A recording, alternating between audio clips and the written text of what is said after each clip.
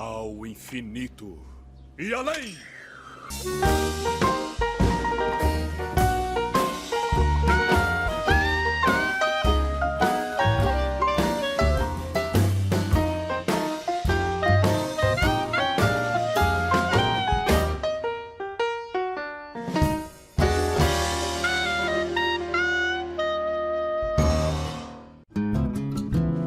Olá, meu nome é Maura e eu fui 9 vezes para a NASA. Isso vai, causa inveja em todo mundo. Porque se não for pra ostentar, eu não viajo. Zoeira. Depois eu explico porque eu fui 9 vezes. Não é assim também. Mas... Olha só, eu fui uma vez lá pra NASA e eu já acho que eu sou muito privilegiado, sei lá. A pessoa, ela nasce assim em berço de ouro. Oh, beleza. Bom, meu nome é Vinícius Lightyear e ao infinito e além. É isso aí, gente. Bem-vindos a mais um episódio do Origens Podcast. Eu acho que você já deve imaginar, afinal, você deve saber, porque você viu o título, né? Que nós estamos começando, nesse episódio, uma série em que vamos conversar sobre a NASA, porque a gente gosta muito desse assunto. Uma série que não é da TV Cultura, mas é do mundo da Lua. Ai, meu pai. O sangue de Jesus tem poder, tem poder, tem poder. Ah, me segura. Segura que hoje o Vinícius está on fire. Hoje nós vamos então começar uma série sobre a NASA de 3 episódios. Como que vão ser esses episódios, Vinícius? A gente vai fazer o primeiro episódio agora, vai ser um episódio introdutório, vai ser meio blog de viagem. A gente vai morfar. Hora de morfar! E vamos virar blogueirinhos. E os outros 2 episódios a gente vai explicar um pouco do que a NASA fez, qual a importância da NASA, como ela manipulou a raça humana para acreditar que a Terra é redonda. Hã? Não, volta, nada a ver com isso. Tem que rir, mas tudo bem, vamos lá.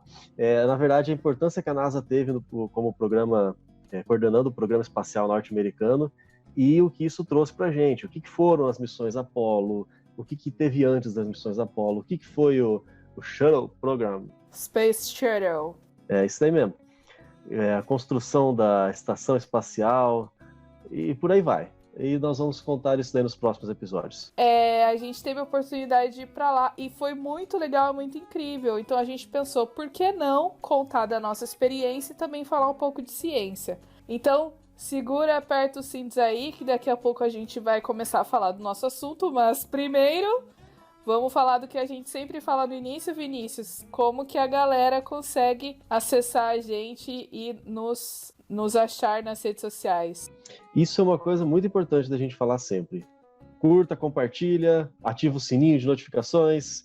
Você vai encontrar Origens Podcast no YouTube, com esse nome mesmo, Origens Podcast. Você encontra nas principais plataformas de streaming também, no Spotify, no Deezer, por aí, é só procurar Origens Podcast. E para você conversar com a gente, você pode ir lá no Instagram e marcar a hashtag Origens Responde. A gente vai estar de olho nessa hashtag, a gente vai ver o que você tiver que falar pra gente, qualquer comentário, se tá gostando, se não tá gostando, o que você gostaria que a gente comentasse. A gente já andou recebendo na última semana algumas sugestões. E se você não é muito fã de redes sociais, ou mesmo que seja, mas você quer mandar uma mensagem um pouco maior, algum material, você pode mandar um e-mail para origenspodcast@gmail.com. Isso, inclusive, algumas pessoas têm deixado comentários para nós. Há uns dias atrás, o professor Joel, ele é professor do Senai, do curso de assistente administrativo, e o que foi muito legal é que ele tá usando o nosso podcast nas suas atividades lá com a galera, com os alunos dele, que são jovens aprendizes. Ele dá a disciplina de comunicação e tecnologias, e ele usou o episódio que a gente fala sobre darwinismo social, né? Quando deu ruim na ciência. Então a gente quer mandar um abraço aqui para o professor Joel, para os alunos dele, e a gente fica muito feliz quando nossos podcasts são usados assim como ferramenta para a educação. Esse é um dos nossos objetivos também. Isso é muito bom, porque a gente tem essa ansiedade mesmo, né? Esse desejo de poder contribuir com o debate, contribuir com o aprendizado. Nós temos essa veia de professor, assim, né? Essa vontade grande de compartilhar o conhecimento, e a gente fica muito contente de saber que vocês têm usado os nossos podcasts em sala de aula. Isso é muito bom. Faz isso mesmo, usa e manda pra gente algum comentário, explica pra gente, fala como é que foi o feedback. Isso vai ser muito bacana, com certeza.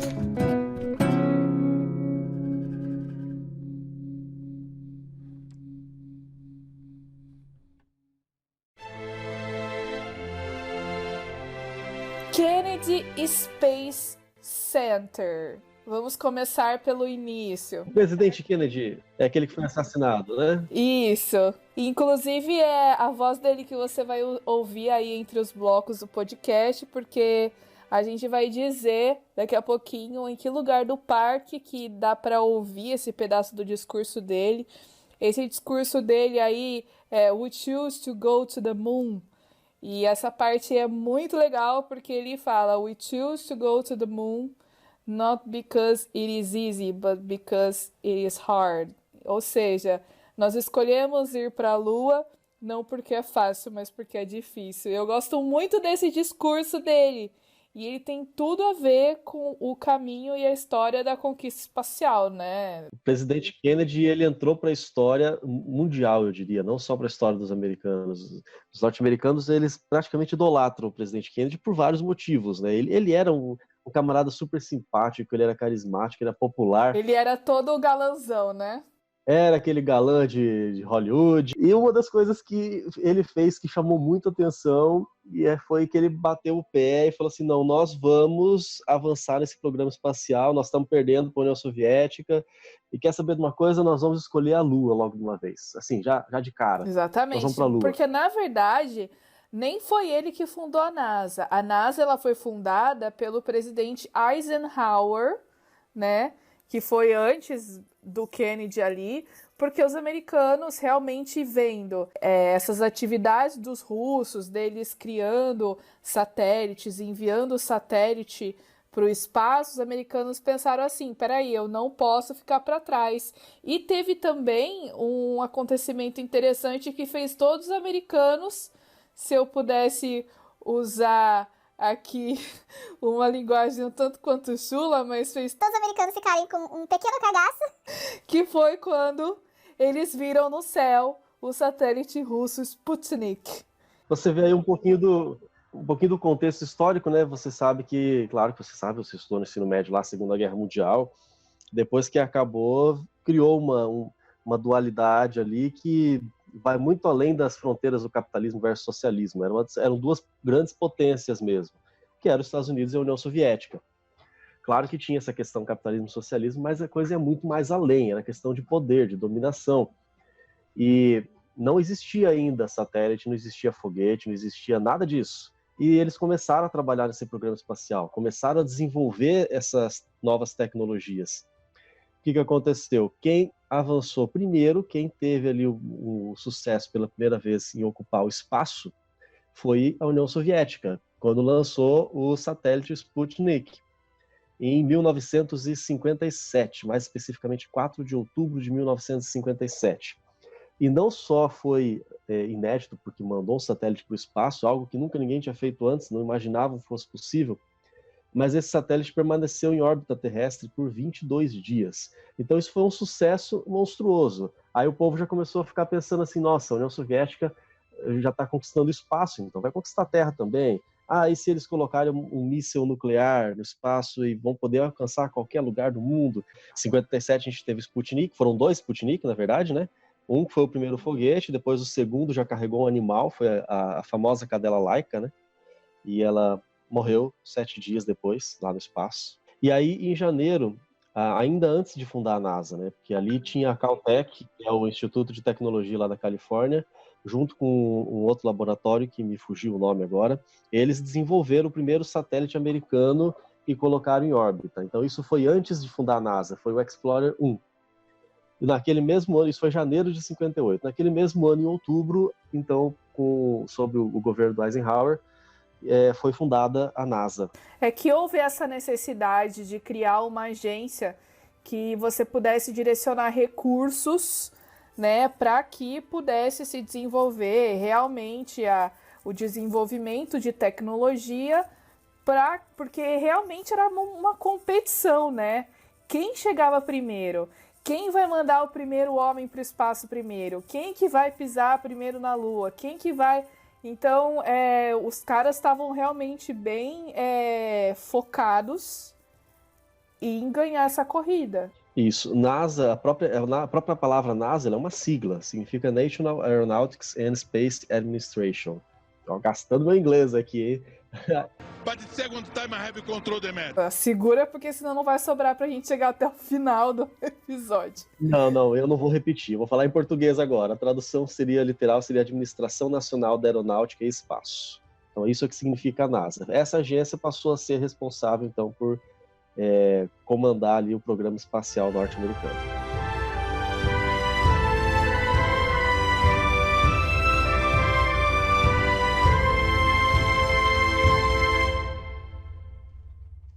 We choose to go to the moon in this decade and do the other things, not because they are easy, but because they are hard. A gente quer falar então no Kennedy Space Center, que fica lá em Cape Canaveral, que fica no estado da Flórida, lá nos Estados Unidos. E eu não sei se a nomenclatura mais correta é parque, porque para mim aquilo não é um parque. Na verdade, eu acho que é mais um centro cultural para que as pessoas, especialmente os americanos, né, pudessem celebrar essa história. Porque realmente é motivo de muito orgulho para os americanos poder ter um lugar como esse em que você possa revisitar a história sempre que você vai para lá. Inclusive tem até a opção, e tem famílias que fazem isso, de comprar um passe anual. Ou seja, eu compro o passe anual e eu posso ir para aquele parque sempre que eu quiser. Domingo eu tô de bobeira em casa, vamos lá para a NASA visitar e passar um tempo legal com a família. Eles fazem muito isso.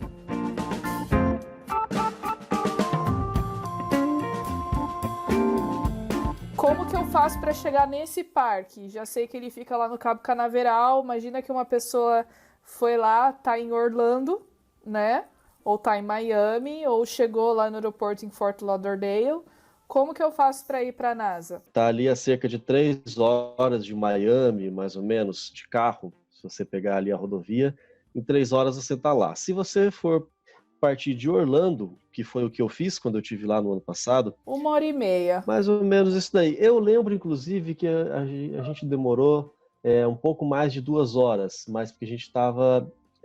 a gente jogou lá no Google Maps para descobrir uma rota que não pegasse pedágio. Então aqui já fica a dica para você que olha nos sites de viagem. Ó, a primeira dica aqui de viagem, então, do nosso blog Origens, é que quando você vai viajar de carro na Flórida, você tem as estradas perfeitas, tem até centros de turismo no meio de alguns pontos, mas elas são pedagiadas. Se você quiser fugir do pedágio, você consegue também. É só você pegar e na hora que você colocar o caminho no GPS, você tem a possibilidade de escolher o caminho para que contorne o toll, né? Que é o pedágio. Você pegou um caminho sem pedágio.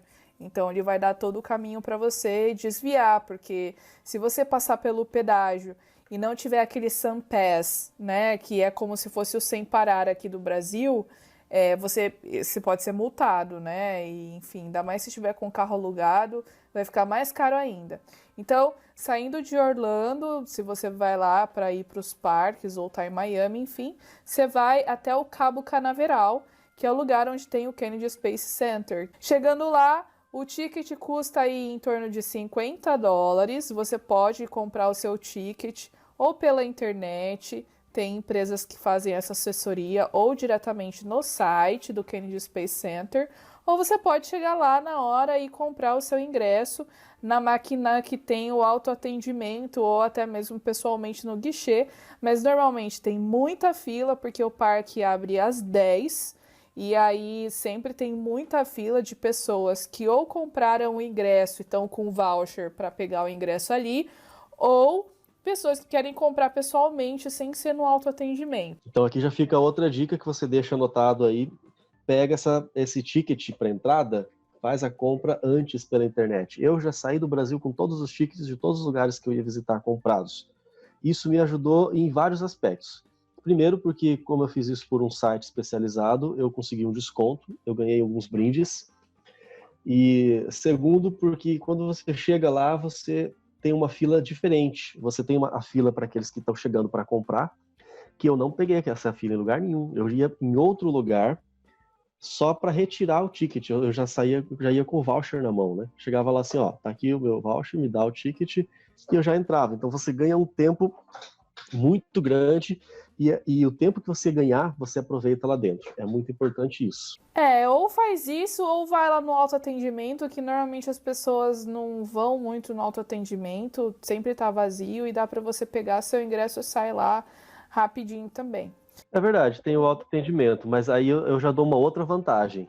Você que não tem muita facilidade com o inglês, você com certeza vai preferir o menor contato possível com esses, tanto autoatendimento quanto atendimento presencial, né? Você vai querer o menos de constrangimento possível. Então você já chega lá, tá muito fácil. Se você não quiser falar nada, você encosta no vidro lá o papel, aí o cara já sabe o que tem que fazer.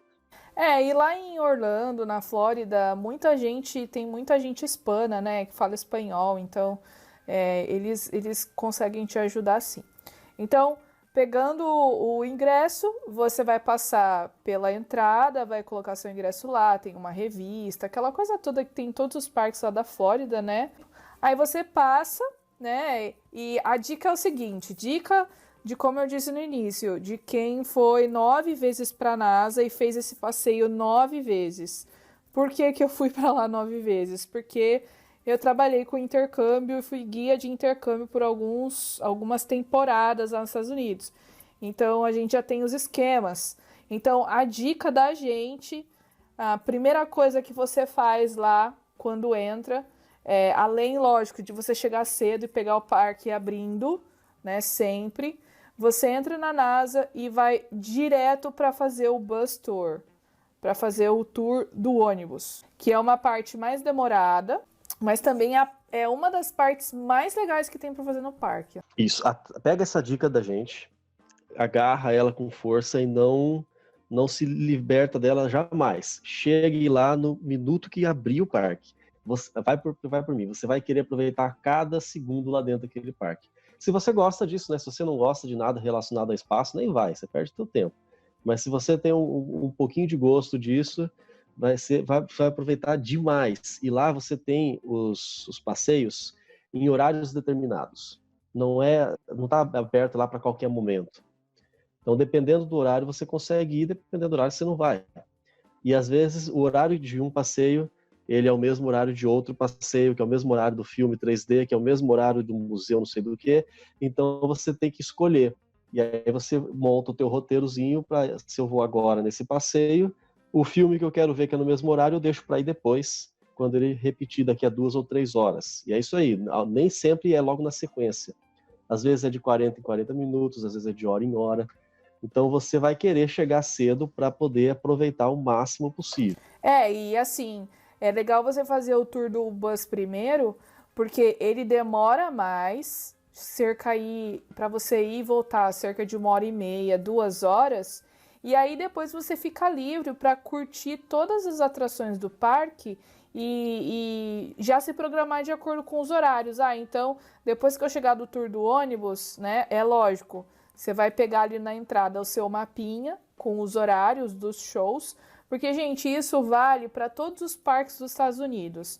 Pode ser o da Disney, pode ser o Busch Gardens, pode ser o SeaWorld, pode ser, enfim. Sempre que você entra nesses parques, você vai pegar o mapinha que tem toda a programação. E aí, de posse da programação, você vai ver, beleza, então agora eu vou assistir tal show, e aí, enquanto eu espero por aquele show, eu posso ir em tal montanha-russa, né? Então você sempre usa esses mapinhas que são super interessantes para você poder se programar. E você acha esses mapas em várias línguas, inclusive em português. Em português, sim. Então você entrou na NASA, pegou o mapinha, já vai para a fila do ônibus. você não paga nada para fazer o tour desse ônibus, está incluído no seu ticket, só que sempre tem bastante gente, então você vai para a fila, porque aí você vai entrar no ônibus e vai começar o tour. Bom, a primeira coisa que ele faz, ele sai desse centro, esse complexo de visitantes. Esse complexo é pequenininho, diferente de outros parques da Disney, por exemplo, que são imensos, você anda pra caramba. Esse é pequenininho. Tanto que ali em 5 minutos você vai do portão andando até o lugar do ônibus e você passa pelo parque inteiro. E ali o ônibus ele sai a cada 15 minutos. Logo que ele parte, ele faz ali uma curva para a direita e já você avista o primeiro foguete, que é o foguete do programa Mercury. Esse talvez você não seja tão familiarizado, mas o programa Mercury foi o primeiro programa que estava planejando para desenvolver a tecnologia para levar o homem à Lua. Quando eles decidiram levar o homem à Lua, antes de fazer o programa Apollo foi o que levou. Esse é o objetivo do Apollo. Mas antes eles tinham que criar tecnologia, não existia tecnologia nenhuma ainda. Então, para testar, para criar, para ver o que tinha que ser feito ali, foi criado esse primeiro projeto, o projeto Mercury. Esse foi o primeiro projeto tripulado da exploração espacial da NASA. Ele durou de 1958, ali quando foi a criação da NASA mesmo, até 1963. E o objetivo era esse, de testar essas tecnologias, mas ele tinha como objetivo principal ali estabelecer a superioridade dos Estados Unidos no espaço. É isso que eles queriam mostrar para todo mundo que os Estados Unidos estavam à frente da União Soviética. É a velha história da competição, né? Isso aí. Eu tenho que chegar primeiro. E o que melhor para instigar o pessoal do que a competição, né? Foram 11 lançamentos com sucesso e 3 acidentes. Essa nave Mercury, ela tinha capacidade para um astronauta só, e a ideia era fazer manobras apenas na órbita terrestre. Então esse não ia para a Lua ainda, fazer manobras apenas na órbita terrestre. Primeiro eles começaram lançando com macacos ou com chimpanzés, a mesma história que testar remédio, né? Você testa em animais primeiro, depois com segurança. E também aquela coisa, né? Eles não sabiam direito como que o corpo humano ia se comportar no espaço. Eles tinham uma ideia do que poderia acontecer. Então, tudo primeiro, novidade. lógico. Então eu vou usar macaco primeiro, para depois colocar a vida de uma pessoa em risco lá em cima. Os soviéticos também, eles mandaram uma cachorra primeiro, né? É importante lembrar que esse complexo, ele não é só um parque, um centro cultural. Ali funciona a NASA. Ali realmente tem lançamentos de verdade. Tanto que esses lançamentos aí que tem acontecido ultimamente da SpaceX, né, que a última vez lançou os astronautas no espaço, foi lá. Então ali também é uma zona militarizada, né? Então você não pode simplesmente pegar o celular e tirar foto quando você quiser, só quando o motorista do ônibus avisa, né? Quando, agora eu vou parar e vocês podem tirar foto. Você não pode ficar em pé no ônibus. Enquanto a gente está andando no tour, o motorista vai falando algumas coisas e vai passando uns vídeos para você poder conhecer um pouco mais da história. Então, assim, tem todo um esquema para que você possa curtir, para que sua experiência possa ser ainda mais incrível. Só que você tem que seguir as regrinhas. E é uma coisa que é muito séria. Essa parte da viagem você aproveita um pouco mais se você falar inglês mesmo, porque não tinha... não tem disponibilidade de texto ou legenda em português, por exemplo. Você vai ver o vídeo em inglês, o motorista vai falar, obviamente, em inglês. Se você souber falar inglês um pouquinho, pelo menos, você vai aproveitar. O meu inglês, assim, não é tão lá grande coisa, mas eu consegui entender pelo menos metade do que estava sendo dito. Então ele solta o vídeo, você vai vendo a história do que estava acontecendo na NASA e de vez em quando ele para. Por exemplo, essa primeira parada ali na frente do Mercury, ele não para, na verdade. Ele vai indo devagarinho. Ele passa bem devagar. Mas ele pausa o vídeo e aí ele fala no microfone dele lá, aqui à direita vocês estão vendo o foguete do Mercury. Ele foi o que lançou o primeiro americano no espaço. Atrasado também, porque a União Soviética foi o primeiro. Em 1961, a Vostok primeiro, lançada pela União Soviética, ela lançou o cosmonauta Yuri Gagarin. Mas cosmonauta, que curiosidade aqui, hein? Cosmonauta é igual astronauta, é a mesma coisa. Só que tem que seguir o orgulho dessas nações, né? A Rússia quer ser, a União Soviética, né, quer ser diferente dos Estados Unidos, então eles deram um nome diferente. Então o cosmonauta Yuri Gagarin foi o primeiro ser humano no espaço. A nave Vostok 1 foi lançada em abril de 1961 e fez uma órbita na Terra e depois voltou. Um mês depois, em maio, a Mercury Freedom 7. Ela é lançada com Alan Shepard, que é o primeiro americano no espaço. Ele faz um voo que a gente fala que ele é suborbital. Ele foi inferior ao voo do Gagarin, porque o Gagarin fez uma órbita completa, né?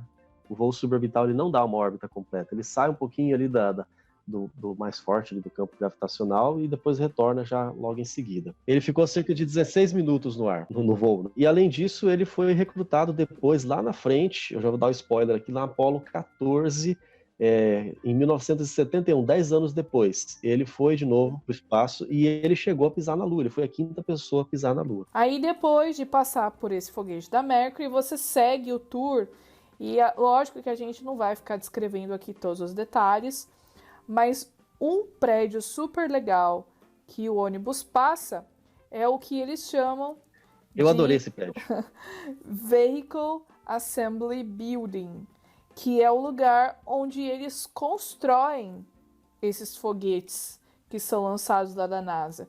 E esse prédio tem algumas peculiaridades, né, Vinícius? O que a gente pode citar dessas peculiaridades desse prédio aí? Bom, você imagina que lá dentro são construídos os foguetes, né? Então você imagina Então não é pequeno. o tamanho do negócio. E o foguete ele não fica deitado, tá, gente? Ele fica de pé. Então você imagina a altura desse prédio. É imensa a altura desse prédio. Você não tem noção da gente falar aqui e você imaginar, né? Você pode procurar vídeos e fotos na internet, mas realmente quando você chega lá perto, você fica de boca aberta, sem palavras.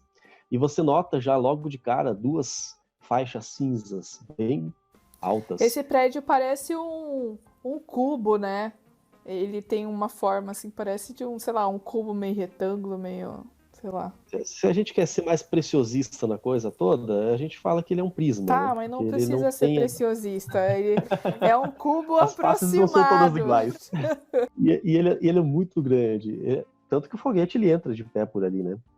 E a porta, ela vai abrindo desde baixo até chegar lá em cima, né? Essa porta ela é a maior porta do mundo. Ela demora cerca de 50 minutos para abrir. Do lado dele, você vê uma bandeira dos Estados Unidos, porque o americano coloca essa bandeira dos Estados Unidos em todo lugar que você imagina e não imagina também. E essa bandeira não chega a ocupar nem metade da altura do prédio. Mas ali a gente... eu lembro de ouvir o motorista falar, e essa foi uma das partes que eu entendi bem. Você conhece a bandeira dos Estados Unidos. Aquele monte de listras brancas e vermelhas e aquele retângulo azul com as estrelas, 50 estrelas dos Estados americanos. E o motorista falou para mim, no ônibus, né? Só no seu ouvidinho. Eu tava numa experiência tão imersiva ali dentro, foi uma coisa tão impactante para mim que foi como se ele estivesse falando para mim. E ele falou que aquele espaço daquele retângulo azul, ele tem as dimensões de uma quadra oficial de basquete. E as faixas, as listras, né, vermelhas e brancas, ele disse que são como se fossem faixas de trânsito. Você poderia usar aquele ônibus, passar aquele ônibus que a gente estava andando por uma listra daquela. Então você tem uma ideia de quão grande é a bandeira. E o prédio, ele é mais de 2 vezes maior do que essa bandeira. E aí depois, assim, é legal porque a gente passa do ladinho. Eu não lembro o nome exatamente, mas são o meio de transporte usado para levar esses foguetes até a plataforma de lançamento que eles chamam de pad, né, de launch pad. E eu vou chamar aqui de carro, mas eu não lembro o nome direito, nem consegui achar, mas obviamente não tem rodas normais, mas ele se movimenta, lembra muito aqueles tanques de guerra, né? Aquelas esteiras dos tanques, né? Imagina uma plataforma mais ou menos quadrada aí. Nas 4 rodas, na verdade, são 4 daquelas esteiras duplas, vamos dizer assim, né? Como se fosse apoiar uma plataforma daquela em cima de 4 tanques para poder carregar aquilo ali. Me chamou bastante atenção quando passou por esse veículo e tem uma cabine de um lado, então do lado oposto ali você tem outra cabine daquela. Por quê? Porque você não tem ré, não tem retrovisor. Então o condutor ele fica numa dessas cabines e anda no sentido. Se ele precisar ir para trás, o que ele faz? Ele para, sai daquela cabine, dá a volta no bichinho inteiro. Gente, peraí, deixa eu preciso dar um ré aqui. E aí ele para, vai, corre até o outro lado, aí ele dá a rézinha. Ah, beleza, deu a ré. Aí você imagina a hora que tivesse que manobrar o carro, tivesse que mudar de assento para dar ré. Meu primeiro pensamento foi o seguinte: os caras tiveram tecnologia, inúmeras tecnologias que foram patenteadas no mundo inteiro. E a gente já mencionou no episódio de Quando a Ciência Faz Bem, né? De que até muitas tecnologias que a gente usa até em exames, como as imagens, os exames de imagem, ultrassonografia e tudo mais, foram desenvolvidos a partir das tecnologias dos programas da NASA. E com tudo isso, toda essa bagagem de tecnologia, eles não foram capazes de implantar o sistema de ré, de retrovisor de câmera, qualquer coisa assim. Poxa, pessoal, vamos colocar um espelhinho aí pra dar um ré, né? Mas é que o negócio é que esse veículo, ele é assim, realmente é gigantesco, ele gasta muito combustível, né? Nossa, eu sabia a quantidade quando eles falaram lá, mas são não sei quantos galões de combustível para cada milha que eles andam. E nessa parte a Maura vai fazer na edição e vai colocar de novo a musiquinha triste, porque isso aí depende muito de quando você, da época que você vai e do que está acontecendo lá na NASA. Porque, como foi dito, a NASA é um lugar onde o pessoal trabalha, né? Não é simplesmente um museu. Então, você está passando por lá, você vê o pessoal trabalhando, você vê os funcionários indo para lá e para cá. Se você for em época de lançamento, você pode até agendar para estar lá observando, assistindo o lançamento. E, dependendo do que eles estiverem fazendo, eles vão fechar o caminho, você não passa por aqui. E quando eu estive lá, a Maura foi 9 vezes, e um momento draminha, eu vou fazer um drama aqui, porque eu magoei. Quando foi a minha única vez, a gente não teve permissão para ir até as plataformas. Então ali o ônibus deu a volta nesse prédio, a gente viu o veículo, a gente viu ali o centro de comando, que é interligado diretamente com a sede mesmo da NASA em Houston, né? Aí é onde fazem os foguetes e lançam para a Lua, ou para qualquer lugar. E deu a volta por ali e seguiu viagem. A gente não chegou aí até a região onde estão as plataformas de lançamento. Escorreu uma lágrima aqui pelo meu olho agora. E isso me deixa mal. Mas infelizmente, às vezes acontece isso mesmo. Comigo nunca aconteceu, graças a Deus, mas todas as vezes que eu fui, eu passei pelas plataformas. O mais legal de tudo é que o ônibus ele passa exatamente do ladinho da SpaceX. Então dá para ver o prédio, porque a SpaceX é uma empresa privada que tem convênio com a NASA, então eles trocam, intercambiam tecnologia e informação, e a SpaceX pode explorar, né, e o espaço e tal, e a NASA pode usar a tecnologia que a SpaceX desenvolve, né? Mas essas plataformas de lançamento são muito legais, porque você realmente passa por lugares que foram importantes para a história. Então tem a Launchpad 39A, que é o 39A, que foi o lugar onde foi lançado o foguete Saturn V, que levou o homem para a Lua, né? E você consegue ver toda a estrutura, porque ela é usada para outros lançamentos também. E tem uma coisa interessante dessas plataformas, porque assim, se você nunca foi para os Estados Unidos ou se você nunca foi para a Flórida, tem uma peculiaridade do estado da Flórida, porque ele é cheio de pântanos. Então lá tem muitos. E tipo assim, não estou aumentando, mas lá tem muito jacaré. Todo laguinho tem um alligator. Todo lago que tem na Flórida, às vezes até em condomínio fechado, na casa das pessoas, tem jacaré. E esses animais, é lógico, tirando o fato de que eles atacam pessoas, eles também podem destruir alguns equipamentos e cabos, né? Então, ao redor dessas plataformas, tem uma cerca que a ponta dela é virada para fora, né? Normalmente, as pessoas constroem uma cerca e fazem a parte de cima, a ponta, virada para dentro, né? Só que, nesse caso, a ponta ela é virada para fora, porque se o alligator ele for subir na cerca, ele não vai conseguir passar, porque, enfim, ele vai cair, né? Porque vai chegar uma hora que ele vai subir, e ele vai cair para trás. Então, é uma coisa bem interessante que tem lá e que o motorista do ônibus falou, que essa cerca foi construída desse jeito justamente para manter esses alligators longe. E eu vi, quando eu estava nesse tour, em uma das vezes que eu fui, e eu vi, tem vários laguinhos na NASA também, e um desses lagos que o ônibus passa do lado, na lateral, eu vi jacaré.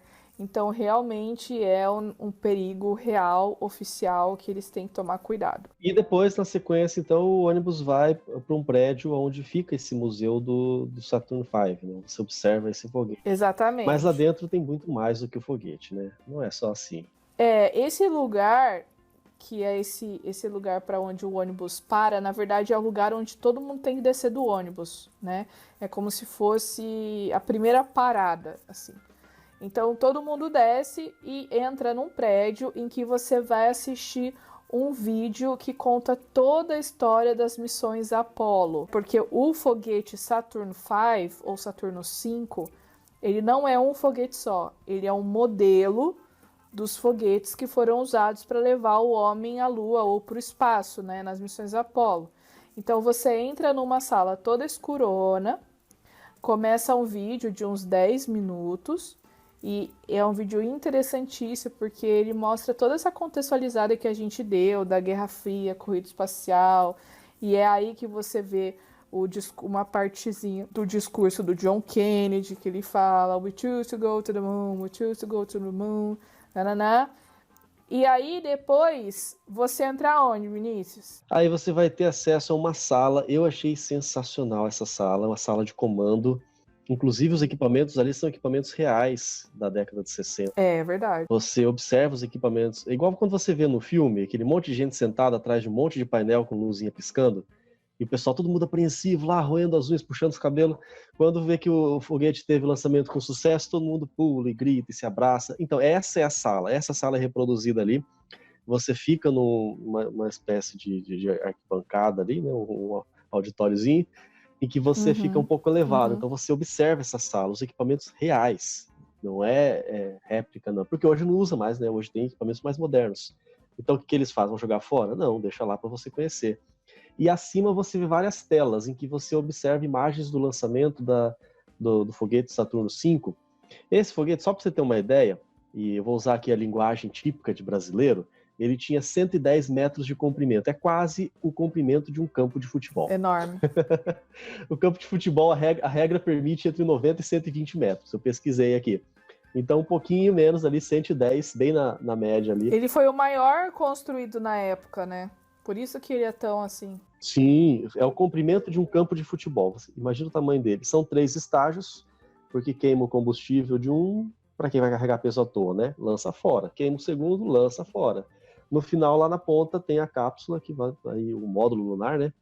Ele gira em pleno voo e acopla do outro lado, e aí chegando perto da Lua, ele libera essa cápsula para o pouso lunar. Não vou entrar nesses detalhes, mas lá nesse lugar, você vai ter um museu, você vai observar isso tudo com muitos detalhes, muitos esquemas, é maravilhoso. Nessa sala, você observa o lançamento do programa do foguete do Apollo 8. Por que o Apollo 8 foi importante? Nós vamos mencionar bastante no próximo episódio. Mas deu ali um probleminha no primeiro Apollo. Estava tudo prontinho quase para ir para a Lua. Durante um dos ensaios, deu um acidente e 3 astronautas vieram a óbito nesse acidente. Aquilo ali foi um choque para todo mundo, então o pessoal ficou testando e retestando, desmontou e montou e observou tudo para deixar o mais seguro possível. E aí passou o Apollo 2, 3, 4, 5, 6, 7. O próximo voo tripulado foi o Apollo 8. Então o pessoal estava muito apreensivo. Vai que dá zica de novo. Porque né? é igual eu falei também, né? Essas outras missões que não foram tripuladas foi justamente para recolher informação para saber o que eles tinham que fazer e preparar, né? Quais os preparativos. E ter um foguete seguro, né? Exatamente, para não ter para levar as pessoas. Novo, né? Então, quando você entra ali no simulador, o objetivo é que você tenha a mesma sensação que as pessoas da época tiveram quando viram o foguete ser lançado, só que não fora, né? Ali vendo a plataforma de dentro longe, da sala de comando. como se você estivesse na sala de comando. E é verdade. Quando o foguete ele aparece sendo lançado mesmo, você vê a sala treme, os vidros balançam, faz aquele barulhão, como se você estivesse na hora mesmo. É fantástico. É porque você senta ali na arquibancada e aí, quando apaga a luz, as luzes ali dos painéis de comando, os computadores que eles usavam realmente para controlar o lançamento do foguete. Então, tem uma hora que a luz apaga e aí os botões ficam todos coloridinhos assim e tem uma narração, como se você tivesse no último minuto antes do lançamento do foguete e ouvindo os últimos preparativos, aqueles últimos itens da checklist, né? E aí até o momento em que você ouve, então, a contagem regressiva, né? E a voz do narrador é muito legal, eu acho muito legal. Sim, é carregada de emoção, né? Porque eles estavam... foi o primeiro voo tripulado que realmente chegou... Ele não chegou a pousar na Lua, né? Foi o Apollo 11 que foi para a Lua. Mas esse eles deram uma volta na Lua e voltaram.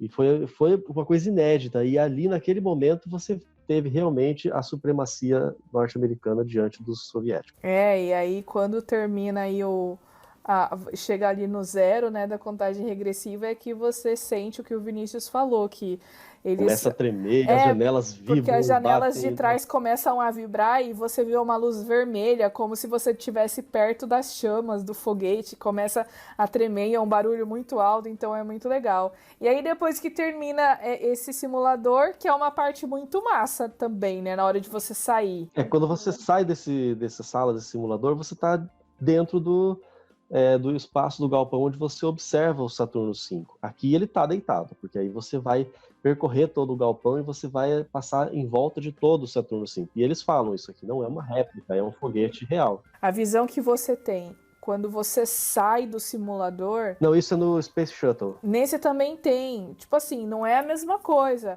Mas para quem não conhece e não sabe o que tem lá...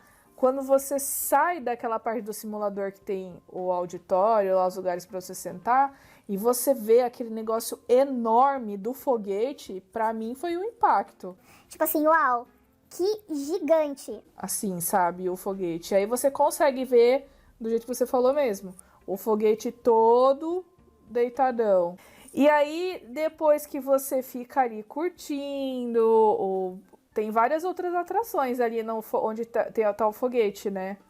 Tem um lugar muito legal que é como se fosse num salão ali de exibição que tem todas as roupas, como se fosse a evolução de todas as roupas de astronautas que foram usadas desde o início até o dia que a gente está hoje.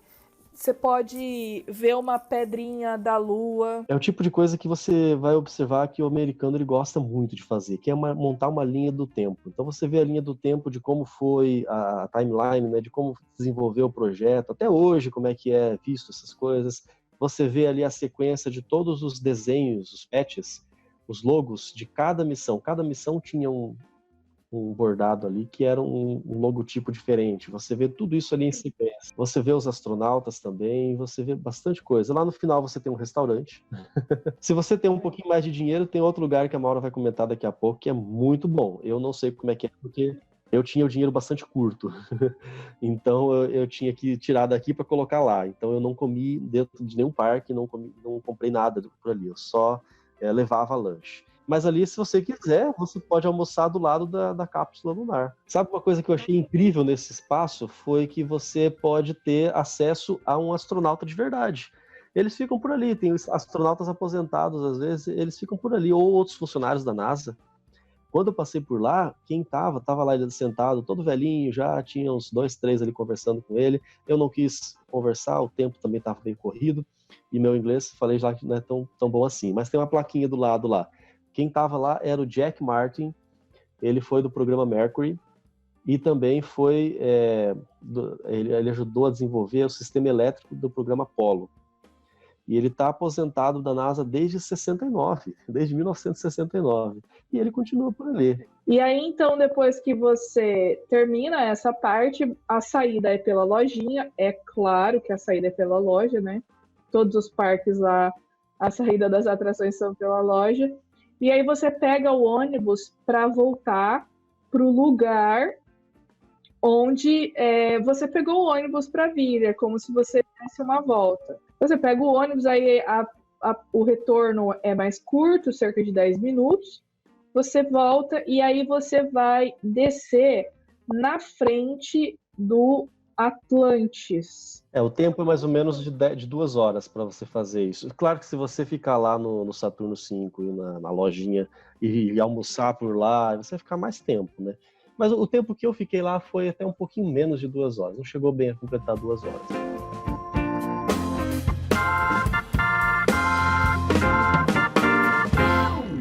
We choose to go to the moon in this decade and do the other things, not because they are easy, but because they are hard.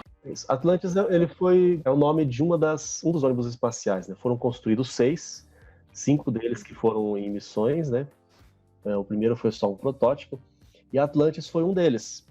E por que Atlantis? Porque o ônibus Atlantis está ali.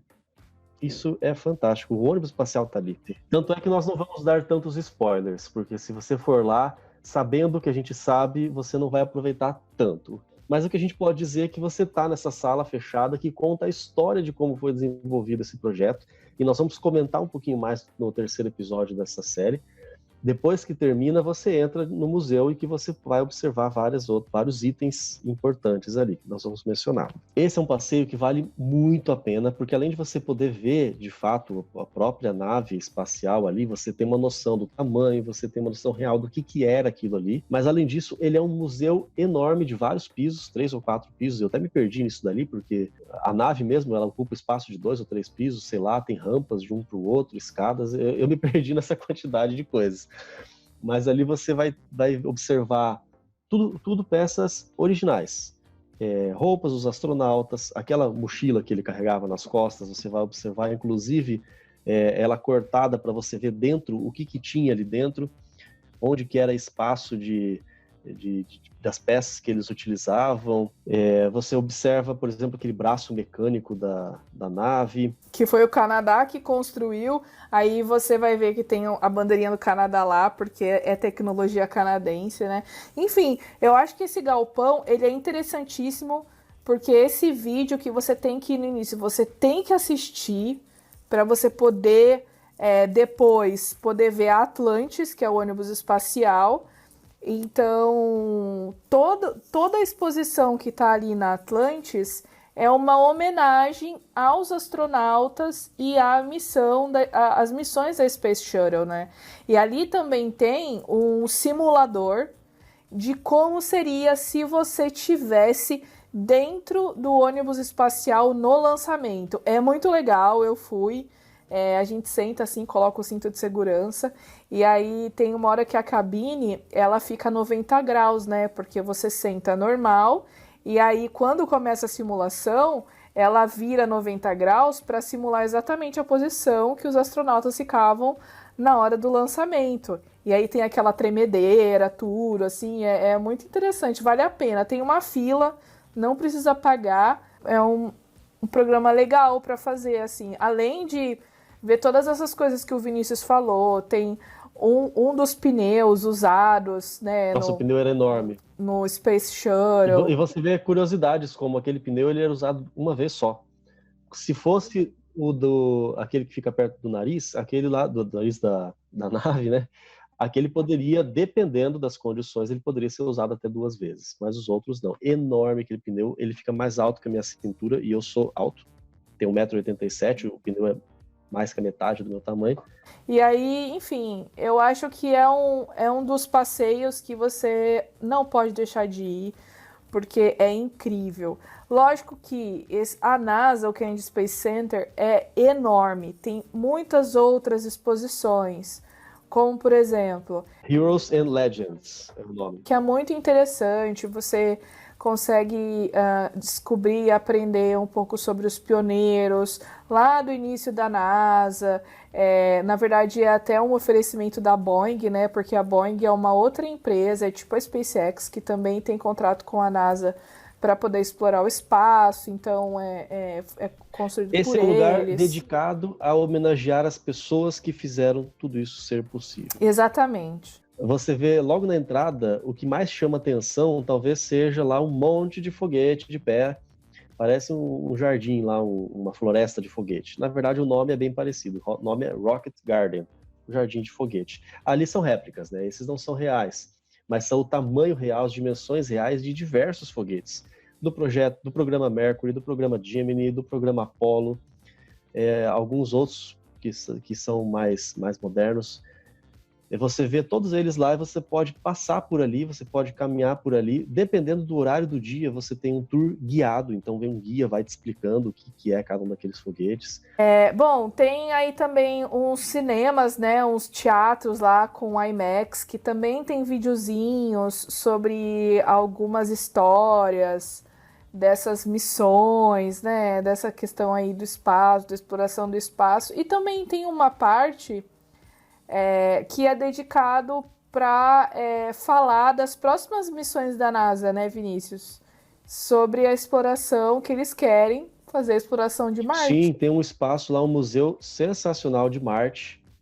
Esse também, eu diria que você tem que conhecer. Você vai observar, inclusive, os robôs, os veículos que estão lá em Marte e os que estão planejados para as próximas missões para a exploração do solo de Marte. Chama Journey to Mars, Jornada para Marte, né? Porque além da NASA querer levar astronautas aí para a Lua de novo, né? Eles também querem explorar Marte, que tem uma missão, inclusive, que eles estão construindo um foguete que vai chamar Orion, de Orion, né? Orion, que vai levar esses astronautas para poder explorar o espaço um pouquinho mais longe do que a gente está acostumado, né? Sim, tem um outro lugar muito bacana que você vai observar tudo, vai aprender tudo sobre o Hubble, o telescópio Hubble. Inclusive, você vai poder ver imagens que o Hubble fotografou, peças. Você vai aprender tudo e mais um pouco. Para quem gosta de telescópio, quem gosta de exploração espacial, esse lugar é sensacional para você observar. Enfim, é um passeio incrível e que se você um dia for para Orlando, nos Estados Unidos, e você tiver a oportunidade de fazer, não deixe de ir, especialmente se você tem filhos, se você está em família.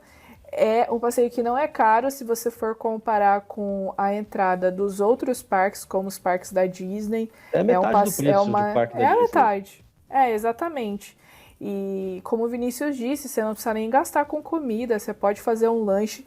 Muita gente faz isso nos Estados Unidos, gente. Às vezes tem gente que tem vergonha, que fala, você é farofeiro na Disney. Não, você não vai ser farofeiro na Disney.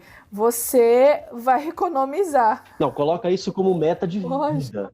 A tua meta de vida não é ser farofeiro na praia, é ser farofeiro na Disney. Olha só que coisa mais chique. Lógico. O tanto de gente que eu vi lá no Magic Kingdom entrando com cooler, com bebida e com comida, porque o povo vai lá, eles compram esse Annual Pass que eu falei no início, que eles podem ir quantas vezes eles quiserem no ano para esses parques. Então eles compram para a família inteira, custa tipo assim, $600 o Annual Pass, né, que é o da Disney. Esse Annual Pass da Disney que custa $600. E eles podem quantas vezes eles quiserem. Então tem domingo que eles vão com a família e eles levam um cooler com água, com bebida, com comida e passam o dia inteiro lá e ninguém tem vergonha não. Porque ter vergonha de fazer essas coisas é brasileiro que tem vergonha de ser farofeiro, né, gente? Por favor, tem que curtir. E se você quiser... Se você vai ser brasileiro nos Estados Unidos, seja um brasileiro sem vergonha como você é. E olha, eles gostam disso, viu? Agora, antes da gente encerrar, tem uma coisa que eu quero falar, porque é fantástico. É uma brincadeira que tem lá no Kennedy Space Center, mas é algo que faz as pessoas que estão passeando interagir. O Kennedy Space Center, eu vou colocar ele aqui de uma maneira bem simples, mas ele é como se tivesse um pátio bem grande e as atrações estão em volta, né? Os lugares, os prédios dos museus, dos cinemas, do IMAX, do 3D e tal. Um pouco antes tem o Rocket Garden, um pouco depois tem o passeio de ônibus. Esse pátio ali bem central tem um obeliscozinho lá, um negócio da NASA lá, com o logo da NASA, é ótimo para tirar foto. Tem um paredão grande, que ele é um memorial da Estação Espacial Internacional, com bandeiras de todos os países que fazem parte. Enfim, um negócio assim bem mais tranquilo, bem mais sossegado. Mas esse pátio ele não é vazio no meio. O piso tem ali algumas células energéticas. Você sabe o que eu tô falando. Agora caiu a ficha na hora pra saber o que eu tô falando. Agora é. Muito agora legal. Caiu. Porque parece, sabe, como se fosse uma colmeia, né? Aquele monte de hexágonos, né? Encaixados. E vários deles, a maioria deles, tem células elétricas que você pisa em cima e ele gera energia. Então você pisa em cima, ele pisca, ele acende a luz verde, luz vermelha, luz azul. E são vários. Então muitas pessoas podem fazer isso. Eu via lá crianças, famílias, pais e tudo. A primeira vez que eu passei por ali, eu falei, nossa, que coisa mais cafona, né? Deixa quieto, eu vou pros passeios logo. Mas no final, quando eu saí, eu voltei, eu e os meus pais, a gente teve que ir lá fazer isso também. Ficar pulando naquele negócio para gerar energia. Por quê? Você tem 2 lugares em volta desse pátio, 2 painéis de LED bem grandes, com o desenho de um foguete. E esse painel ele tem uma barrinha que vai carregando. Então a energia que você gera ali vai carregando essa barrinha. E quanto mais você pula, mais vai carregando a barrinha. Por isso que eu passei direto na primeira vez, porque a barrinha estava lá bem no comecinho. Quando eu voltei, essa barrinha estava no final. Falei, eu quero ver o que acontece agora. Aí eu comecei a pular, meu pai começou a pular, minha mãe começou a pular. A gente via velho, criança, adulto, todo mundo pulando, se divertindo naquele negócio. É muito legal. Quando todo mundo faz, não é vergonhoso, né? É divertido. E aí quando preenche aquela barrinha, a gente fala ou deixa de curiosidade? Não, vamos falar, né?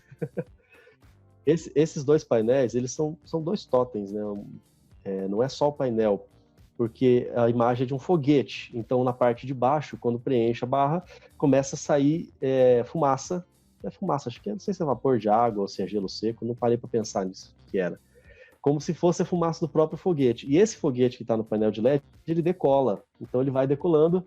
E você vê no desenho como se ele estivesse sendo lançado na plataforma e depois ele voando no espaço. Então ali você mesmo, com a sua energia, a sua dedicação e a sua falta de vergonha na cara, você contribuiu para lançar um foguete no espaço. Olha só que legal. É muito legal. A última vez que eu fui, que eu tava com o pessoal do intercâmbio, e eu fui na frente, na fila, né, para mostrar pra galera o caminho, para levar todo mundo. E aí eu já tinha passado por lá. E eu comecei a pular para as luzinhas acenderem, né? Tipo como se eu estivesse pulando uma amarelinha, assim. E aí a galera da fila começou a ver que eu tava pulando, todo mundo começou a pular também, sabe? Porque o pessoal Basta fica um com começar medo. E o resto quer ir também. O povo fica com medo de alguém chamar atenção, fazer alguma coisa, mas aquilo tá ali para isso, para se divertir mesmo, né? Mas olha, vale a pena você juntar o dinheirinho, fazer igual a gente, ou se encaixa num programa de intercâmbio, como a Maura fez, ou economiza toda a tua vida, metade da tua vida, para você poder fazer um passeio como esse. É claro que eu não fui lá só para visitar o Space Center, né? A gente foi visitar... A gente já deu a dica aqui, os 2 principais é o passeio de ônibus, o tour, que você vai conhecer lá as plataformas e vai conhecer o Saturno 5, e o Museu do Atlantis, do ônibus espacial, do Shuttle Program, né? Space Shuttle. Depois o resto você vai vendo conforme você tiver à disposição, né? Você vai procurar aquele folhetim que a gente falou, logo na entrada tem lá em português também.